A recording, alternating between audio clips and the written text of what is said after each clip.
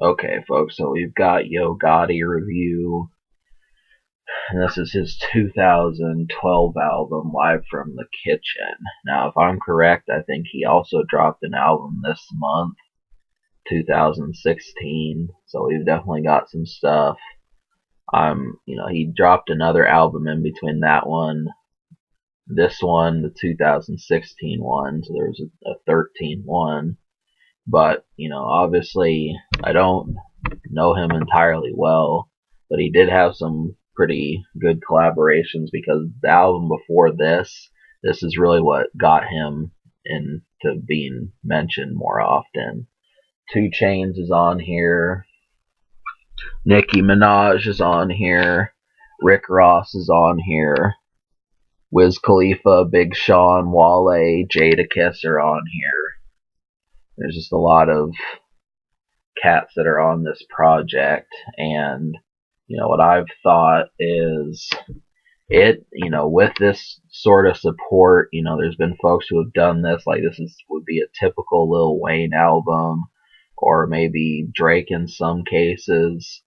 But the thing is that I just could not get with the production, and really, it stands to reason that this album is a little bit more grimy than a lot of the stuff I've reviewed. I like it because it shows that, having a good time, you can do that, because this attitude is not seen always. So that's what I was looking at. There's probably some songs I think pretty much only Yo Gotti could make, but we'll get to that. So the songs that I liked the production on were definitely Single and Five Star, the remix.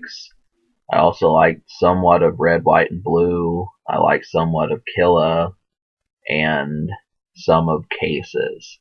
But really, the production just didn't hold up. I mean, getting down these album cuts could have worked a lot better, and there just wasn't anything that kept, like, people were going to repeat this song, especially in 2012. There's just not an excuse for not having production as good as some of these other cats. Rick Ross, Rich Forever came out around this time, and that completely obliterates this project. And, I think they have similar ears, so I think it was more a certain point that he was trying to get across on this project, and that's one of the few weaknesses. The unheard songs, which are songs you may not have heard but need to take a listen to. I think there were a couple singles released from this project, but the 4 songs I liked out of 11 were Red, White, and Blue, Single, We Can Get It On, and Five Star Remix. Now, Killa was a song I'm on the fence about, but I want to say that Single is pretty much the best song on here. That was my pretty much favorite. I was hoping for at least another song or two just like it.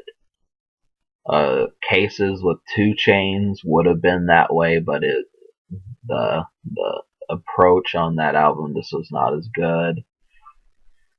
Um, we Can Get It On. That one's kind of more for the ladies, but it's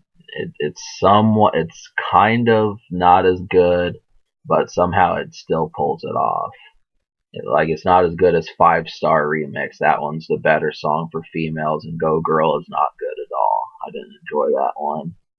So those other ones you're just gonna have to take a look for. So I'm gonna give this album a 3.5 out of 10. Because liking 4 out of 11, that wasn't anything. But just I swear that Single and Five Star Remix are good enough to make you just listen to this project. I just wish that there were more of those songs.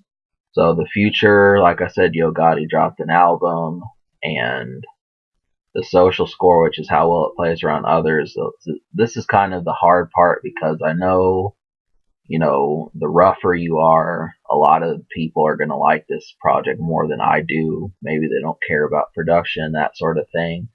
So I would say I'm just going to give it a 4.5 social. just because, and that means how well it plays around groups if you're around other people. So there might be a few more winners on here, but I don't think it was trying to be a classic rap album. I think it was really trying to reach a certain field or something. But yeah, so that's the score. I give this album a 3.5 out of 10 and a 4.5 out of 10 social. Subscribe for more fun.